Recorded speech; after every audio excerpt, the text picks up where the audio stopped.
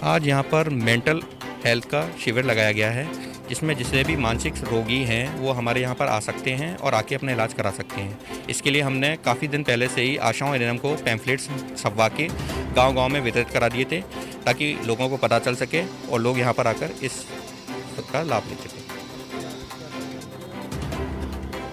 आज सुबह 10 बजे से ये कैंप चल रहा था।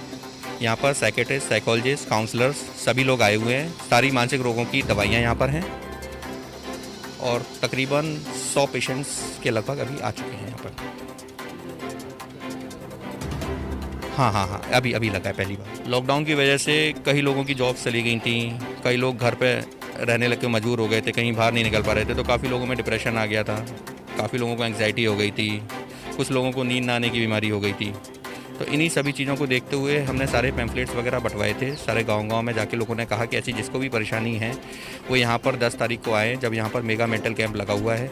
यहाँ पे हमने साइकियाट्रिस्ट, साइकोलॉजिस्ट, काउंसलर सभी लोगों को बुलाया हुआ था।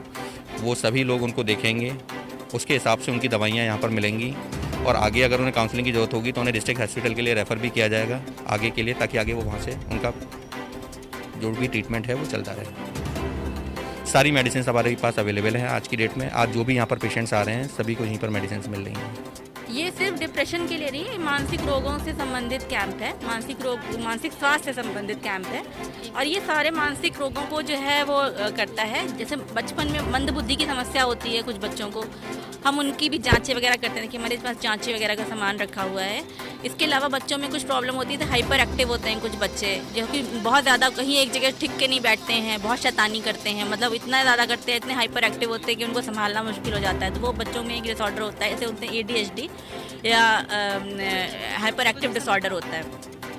इसके अलावा बच्चों में ऑटिज्म नाम की भी समस्या होती है, तो उसके लिए भी हम जांचें करते हैं और अगर उसमें कुछ पॉजिटिव आता है, उसमें दिक्कत आती है तो हमें डिसेबिलिटी सर्टिफिकेट प्रोवाइड करते हैं, जिससे कि उनको आगे अपनी ज़िंदगी को सर्वाइवल में और उनको अपने काम करने में उनको फ़ायदा मिलता है। कंसेशन पास मिल जाते हैं, लोन्स वगैरह मिल जाते हैं, पेंशन मिल जाती है। इसे बच्चे में थी साइकोसिस की समस्या होती है। सब इसमें इंसान को ना कुछ कभी न्यूरोट्रांसमीटर, हमारे ब्रेन के अंदर न्यूरोट्रांसमीटर्स जो होते हैं वो बढ़ जाते हैं। बढ़ने की वजह से या रिसेप्टर्स उनके बढ़ जाते हैं, इस वजह से वो बच्चा अपने आप में या कोई भी एडल्ट हो, वो खासतौर पर एडोलसेंस में ज़्यादा होता है रोग, तो वो अपने आप से बातें करने लगता है, अकेले में हंसता है, किसी से सोशल विड्रॉल हो जाता है, पढ़ने में मन नहीं लगता, कोई काम नहीं करता, अपनी हाइजीन पुअर हो जाती है, अपने आप को ठीक से देखभाल, नहाना धोना, अपना खाना पीना नहीं कर पाता है। तो वो इस समस्या को साइकोसिस भी बोलते हैं और शाइज़ोफ्रेनिया भी बोलते हैं।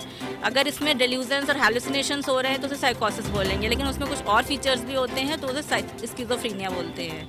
इसके अलावा कभी कभी OCD होती है, ऑब्सेसिव कंपल्सिव डिसऑर्डर, उसमें एक ही थॉट इंसान को बार बार आता है और वो कंपल्शन, ऑब्सेशन होता है उस चीज़ का और उससे फॉलोड बाय कंपल्शन होता है, यानी कि वो कंपल्सिव बिहेवियर करने लगता है। जैसे कि किसी को देखा होगा आपने बार हाथ धोते हैं, उनको हाथ धोकर आ गए, फिर उनको लगा कि हाथ हमारे गंदे हो गए, फिर जाकर के हाथ धो रहे हैं, तो ये इस डिसऑर्डर को बोलते हैं OCD या ऑब्सेसिव कंपल्सिव।